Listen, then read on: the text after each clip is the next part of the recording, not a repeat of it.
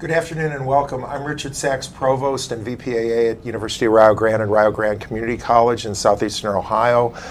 Whenever I have an identity problem or I'm not sure who I am, it says Provost on the shirt, so I got to be the Provost. I am delighted with the three young ladies I have this afternoon. Immediately to my right is Rhiannon Sinnott. Next to her is Alexandra Deakin, and next to her is Emily Knell-Davies. All three of these young ladies are students at University of Wales St David's in what they call primary education in Wales. I think what we would call elementary education here. And just going down the line, I'll ask Rhiannon first to introduce herself and give us a little bit about herself, and then Alexandra, and then Emily.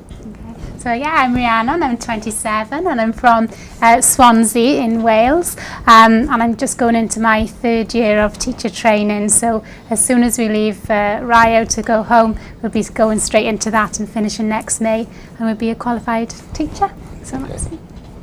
My name's Alex Deakin. I'm also in my second year of primary education in Trinity and being qualified next year. I live in a place called Pembroke Dock, which is on the west coast of Wales, and it's in the county of Pembrokeshire, which is surrounded on three sides by coast, so it's really nice. And I'm Emily. I'm in uni with these two on the same course, going into third year. So the age that we're focusing on is 3 to 11, so younger children. I'm from Mid Wales in the Allen Valley, which is very rural. I live on a farm and our nearest neighbour's 3 miles away, so a lot more rural than here. Okay, wow. Well, welcome to all of you. We're delighted to have you here. As most people know, in this part of the country, there's a very strong Welsh-American element. In 1818, hundreds of Welsh people came over, both Welsh miners and also wealthy Welsh people who owned the mines. And they transferred to this area, and that's one of the reasons we have a Madog Center for Welsh Studies on this campus. We have, and correct my pronunciation, we have a Steadfed celebrations at Jackson High School and elsewhere. And we even offer Welsh 1 and Welsh 2, we have in the past at least, concerning Welsh language. So this is a real nice connection. Also, Rio has some strong traditions in teacher education, and I appreciate Emily telling me it's age 3 to 11 is for primary education. So 3 through 5 here would be early childhood, and 11 would take you up through about 5th grade. Now I know the East Coast prep schools in the United States use the term 3rd form, 4th form, 5th form, and 6th form for what we would normally call 9th through 12th grade. So if you go to Groton School in Massachusetts, the 11th graders say that they're in 5th form. In Wales, do the students, like in other parts of Europe, often decide whether they want to go to college around the age of 14, and some of them or not? What's the situation there in Wales? So in Wales or in the UK, our students, they go to primary school up until 11, then they go to comprehensive school, or some of the schools are known as high schools. Emily went to a high school, and she's, but we call it I went to Pontedelice Comprehensive School. So until they're 16, so that would be year 11, they do their GCSEs and they get grades there, and then they decide whether they want to go to college, which is a 2-year. They can do A-levels, or they can do sort of work-based placements, and then when they're 18, that's when they can go to university. But not everybody goes straight away at 18. You can choose. I worked for a couple of years and I'm quite late going in respect of with these, but that's the way they do, like a 3-year degree, or sometimes a 4-year degree from 18 to 21, 22. Okay. So it's a bit different. And tell us a little bit about Trinity Saint David's. Is it a residential campus? Are there dormitories like we have here, or what? Yeah, there are people that stay there, but because it's like a small uni, a lot of people do travel in at the moment. But it is small and it's really friendly. It's quite like here really in that way. Yeah. Like we know all the lecturers and we'd stop and have a chat in the corridor, and we know a lot of the students there, and it's friendly. Right. Now, I think ever since I teach American literature, American studies, American history, although I'm provost and I don't teach very much anymore, but I've taught classes on the American 1960s 3 times, and what we call the British invasion is very important with the Beatles coming over. Yeah. I don't know if you've ever seen the original shows on Ed Sullivan, but they were on the Ed Sullivan show 3 weeks in a row, which was a record for him. He never brought people back 3 weeks in a row, and they were very popular. And if you see those old black and white shows, Ed loses his temper frequently because the women in the audience are going crazy, and he's just so annoyed at that. But one of you, I don't remember which one, when Jeanne Jindra sent the schedule over, one of you sent an email back to her that she forwarded to me. She was saying, how do you like the schedule? And one of you said, I think it's fab. And to me, that just brought back... I don't know, I think it might have been me. Or maybe you both said it, but we would say fabulous here. We'd never say fab. Yeah. So I love some of the British colloquialisms that I hear in your language. Yeah, we have like a lot of area things as well. So like because we're from 3 areas of Wales, some of the things we say are different. Like they say comprehensive school and I say high school. So like... Right. We like, even between towns, quite near to each other, you have a lot of differences. Yeah. Well, I promised you, as somebody who's taught medieval British outlaw literature, and it's all in iambic trimeter. So, and these were things that would be sung. Iambic is an unstressed and a stressed beat. Trimeter is 3 times. So I'm not going to try to sing this, but the opening of a gest of Robin Hood is, "Lithen, listen, gentlemen that be of free-bore blood. I'll tell you of a good yeoman. His name was Robin Hood." And so again, you see that every other line rhymes, and somebody with a better voice than me and maybe, a handheld harp or something could sing this in a pub and at least get dinner and a couple beers out of it. But in one of the poems, there's, I guess it's a bad joke about Wales, and I'd love to hear your comment on it. As you may know, if you're familiar with the Robin Hood legend, Prince John, who became king 1199 to 1216, and he was such a bad king that in 1215 we got the Magna Carta out of it.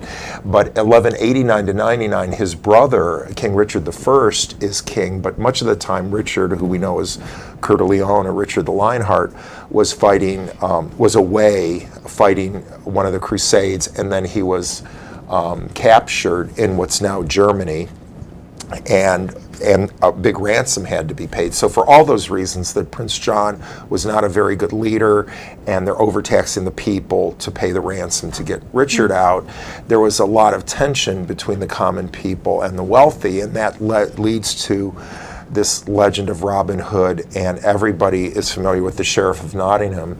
You may be less familiar with Sir Guy of Gisborne, who was like his lieutenant. He was the guy who, or are you familiar with that term? Okay, that's great, because most American students aren't at all.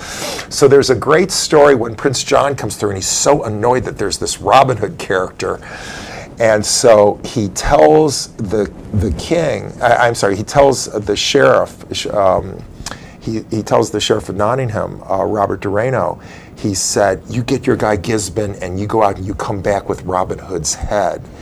And, the sheriff is going, he'll be able to do that. And then Prince John says, if he does it, tell him there'll be something in it for him. I'll give him a castle. And then the sheriff says, oh, you're very generous. And then Prince John says, not that generous, it's in Wales. So I'd like to hear your comment on that, because as somebody who spent much of his life in Cleveland, Ohio, people always make fun of, saying things like, oh, the first prize person gets 1 night in Cleveland and the second prize gets 2 nights in Cleveland, as if that's not as good as 1 night in Cleveland. So there's all those Cleveland jokes. What's your response to that Welsh joke? I think it might be something to do with the weather. It's constantly raining. We've got some beautiful castles. It would be quite chuffed to have a castle. That's like one of the things we're probably famous for is our castles. The old castles. They are old now, but once. Right, and older than Robin Hood, the Arthurian legend, which dates about 300 years earlier, occurs in the west of England and in Wales, right? I mean, a lot of those stories are set right there on the border, and it's very rocky. I've seen pictures of it. It seems very beautiful. It seems very green, I guess because of the rain. The rain. Yeah. Yeah, it's beautiful. It's nice. We're really lucky, I think, where we are. And definitely. we were saying last night that well, me and Alex, we live quite close to the sea, so it's quite strange for us being here. We're quite landlocked here and not near to the not near to Like the if you sea, climb so at the we're top very of lucky. like a hill, you can nearly Yeah, always see you the can sea. look out right that out sounds and beautiful. yeah, it's gorgeous. Yeah. You're Yeah. the same. Yeah. Just views. Yeah. Well, we are close. We're just 11 miles from the Ohio River. Are they going to get down to Gallipolis at all? Good. So you can at least see the Ohio River. But you're right. You have to drive about 240 miles to get to the Great Lakes and probably about 400 miles to the East Coast to get to the Atlantic Ocean. Now, a lot of Americans, when they look on the map and they see how high up the British Isles are in terms of the hemisphere, they figure it's cold all the time. But because of the Gulf Stream, you actually have bathing. And I know two of you are, like Swansea's right on the coast, right? Yeah. I've just looked at the maps. And so what's it like? I know we always make fun of European people because they often, when they come to the States, especially the Germans, I'm not sure that the English do this, but you can always tell a German person because they come to the shore in short pants and then they have black socks and like dress shoes. And it's like, that's not how Americans access the ocean.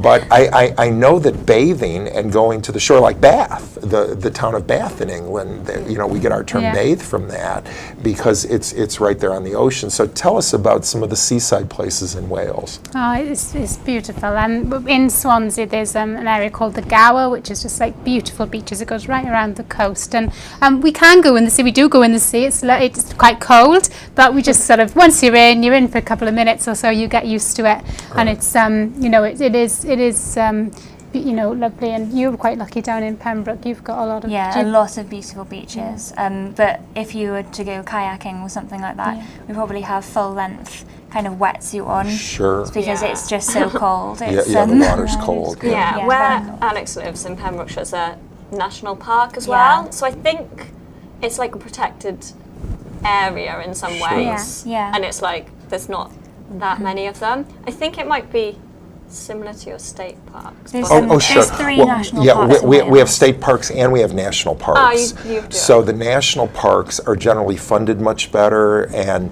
they're dramatically beautiful places like Grand Yeah. Canyon and things like that.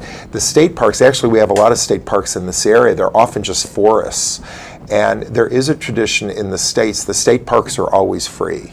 So you can go to your local state forest and have a picnic, have a walk, and there's no cost to you. Generally, the national parks now, there's a minor fee, like per car, it'll be $1, $2, $5, never more than $10. Yeah. So yeah, we have both those. My undergraduate college, the 2 oldest Quaker colleges in the country are Haverford College and Swarthmore College. I went to Haverford College, and I know that's a place name. It's Haverfordwest. Yeah, Haverford West, that's exactly. by me. And at Bryn Mawr too. This is a suburban Philadelphia, so it's right outside Philadelphia. All the dorms at Bryn Mawr, they had Pembroke East, Pembroke West, No way. Denby.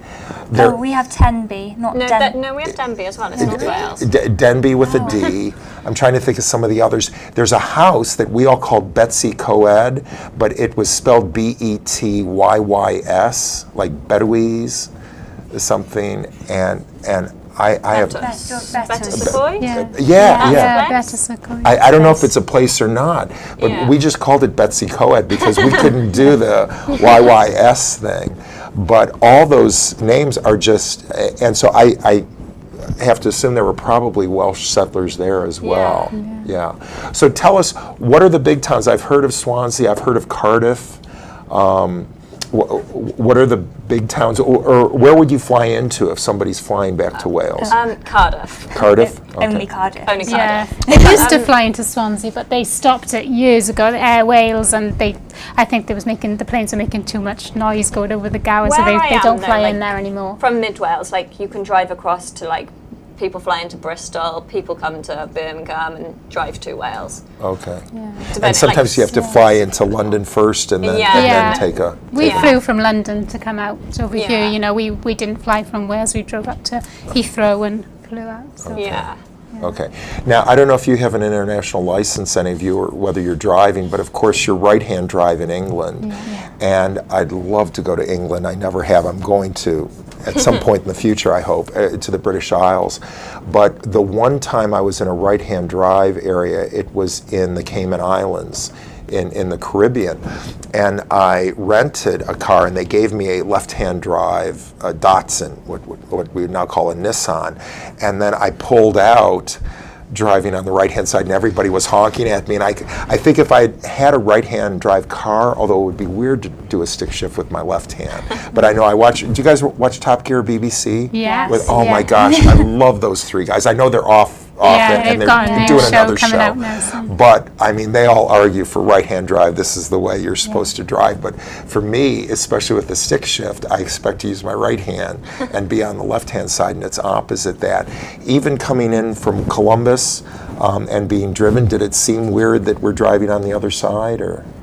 It was strange. No, you're not. I find it quite easy to get used to, actually. Like, Okay. as soon as you land, it seems normal to me. Oh, okay. Just because it's so different here that, like, Right. I know I'm somewhere else. Okay, good point. Yeah. But you was almost got in the wrong side strange. of the car, didn't you? Yeah, it was strange for me yesterday because I got in the front of the car, so I got on the right-hand side, and I expected that it just felt like I was getting in my own car, but except there was no steering There's wheel. no Obviously, steering. Jeanne was the other side, and Yeah. it did feel strange. We were turning into, we went to Chipotle. Chipotle? Yeah, Chipotle, yesterday, and as we Mexican turned restaurant. in, there was a car there, and I thought they were on the wrong Exactly. side. They're in Yeah. my way, but they obviously weren't. So Yeah. I've been finding it strange, but. Yeah. So I know I'm always told do not discuss politics or religion, but I'm going to discuss politics a little bit. How do you feel about Brexit, and what kind of impact might that have on you? It's awful. I for think us. it's awful. Okay. Yeah. Because Wales voted it down. They didn't want to leave, Wales, right? though, as a country, got more from the EU than we paid in, Okay. benefiting from Wales different voted schemes out, and stuff. didn't they? But Wales as a whole, voted out. Voted out, which is Yeah. a shame, but we yeah. go. No. It's Too just, late now. No, Get on with it. I don't think it was very well, not advertised, that's the Publicised wrong word, before. but I think the Right. arguments maybe that they went with to try and get us to stay in perhaps weren't the strongest arguments, So I think after the vote now, there's been a lot more, actually perhaps we shouldn't have left, and maybe if there was a vote, maybe it would be Also, different, the Out campaign Yeah. also lied a lot in their campaign, so they're being taken to court and Yeah. stuff. So it's Oh, a bit. really? I didn't The realize news that. now even still's a bit not the greatest to listen to because it's just all arguing still Yeah. about what they should or shouldn't have said Yeah. and what people should or shouldn't be doing right now about it. But I So think no we'll one see. actually expected No, definitely the not. I leave think you're vote to right. actually Yeah. go No. through. I Yeah. think everyone thought, vote out, but then we woke up in the morning and we were like, It was a oh shock. my gosh. Yeah. Yeah. Well, one of the cable channels we can get in the States is BBC American. It's one of my favorite channels.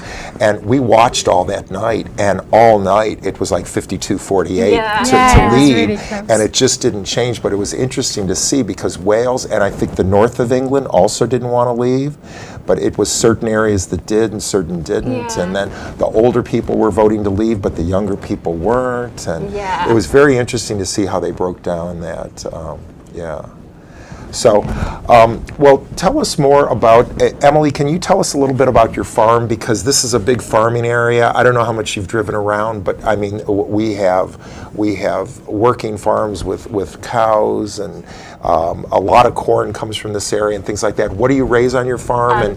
We're a sheep farm, Okay. so it's 1,800 acres. Oh, my word. And it goes up to 1,800 feet. We're a hill farm. Okay. We're in Wales, so most of them are hill farms. And we just have sheep, although my sister has a collection of animals. She's got llamas and cooney pigs and a horse that she doesn't ride. But and some chickens. She just collects some animals, really. Okay. But the actual farm is sheep farming. So you shear the sheep then several times a year? Or? Yeah, we do a shearing day once a year. So Once a year. Okay. we get people in to do it. So my cousin actually comes and does it. Okay. And llamas, I know from the time I lived in Colorado, they're raising a lot of llamas in Colorado because the altitude is high, and I guess that's good for llamas or something? They do tend to naturally live Okay. higher, but I think they just fancied some, to be honest. Yeah. They're supposed to as well keep off foxes, so then She puts some by the chickens to scare off the foxes, but it's Yeah. worked so far. Now, the llama wool is very valuable, but you said your sister only has one of them, so that's not... Oh, she's yeah. got 2 now and Okay. a baby cria, but we did get them shorn, but we haven't actually done anything with the wool yet. My mum was hoping to actually knit with it, but we haven't got around to that yet. Okay. And do you sell the sheep for meat as well? Yeah, Okay. we used to sell it direct to the public. We had a business selling meat. Mutton we eat, the older sheep. Okay. But now, yeah, we sell the sheep one, not as meat. Okay. Okay. And in the States, what we call farmers markets are huge now, especially on Saturday mornings. So do you generally provide the wool and the sheep to suppliers, or do you take things to farmers markets? We take the sheep to the market at the moment, Okay. but that's what we used to go around farmers markets. And the wool in Wales isn't really worth anything. We just send it all off at once, but it's really not worth anything. Oh, really? And why is that? I think because New Zealand wool's probably better. I'm not really Oh, sure, to be okay. honest. Oh, that's interesting. But it's Okay. not worth. I think it's like 1 pence or something a sheep. So. Okay. Well, good. That's fascinating. So in the States, we argue at universities, we argue for what we call general education. So all of our students, regardless of what they're majoring in, generally their major's only about 40 out of the 120 credits. So about a third of what they take is particularly in their major. And another 40 credits or so are what we call general ed. And then generally about 40 credits are just electives. You can take what you want. But the 40 credits of general ed are in every area almost across campus. And I've heard, and my students have heard, that in Europe that's generally not the case. You really specialize. Tell me about your academic programs. So once you finish sixth form, so you get your A-levels, which are specialised subjects, so you pick about 3 or 4, I think. Then you'd pick a course in university, and ours is primary education with qualified teacher status. So that is what we do then for 3 years. And it just includes everything, doesn't it? But we've got different modules, but it's all related to education and the course. So it's pretty streamlined. Okay. We were speaking to some people yesterday, and it sounds like in America it's easier to sort of switch if they change their mind slightly about Absolutely. what direction you want to go with. Whereas we have to literally start again, because I originally started on a sports course, sports and physical education, and I did a year and decided I wanted to go into primary education, so I had to go back to first year, start again, start a new degree in a new university. And none of your original credits went toward... No, it's a different thing, so it doesn't count. Yeah. The term we use in the United States, and I'm not always happy with it, is seamless transferability. So we like people to, you wanted to be a business manager, now you want to be a nurse. Yeah. Now you want to do this. And sometimes if you really change radically, sometimes some of the credits won't count, but most of them generally do. Yeah. So that is a distinct difference in the system. Have any of you had to do any classroom observations yet? Have you been out in the schools? Is that part of your education, or is it just lecture? Yeah, we go on teaching practice. So in the first and second year, we do 4-week block, 2 4-week blocks. So we do one in what we call the foundation phase, which is sort of 3 to 7, and then Key Stage 2 then goes up to age 11. So we do 1 4-week block in foundation phase, 1 4-week block in Key Stage 2, and then in our third year now we'll do 1 8-week block, but we specialise, so we can choose whether we want to just do foundation phase or just do Key Stage 2, and then that's what we'll do then in class. So we just go out and we're mentored quite heavily, aren't we? We've got we work with the teachers, and we don't teach the whole 4 weeks. We do about 40%, 50%, and we have a go at marking and really trying to learn while we're on the job and observe everything as well. And it's quite an important part of our course, isn't it? It's definitely. it's really Okay. it's really good. It's the best part.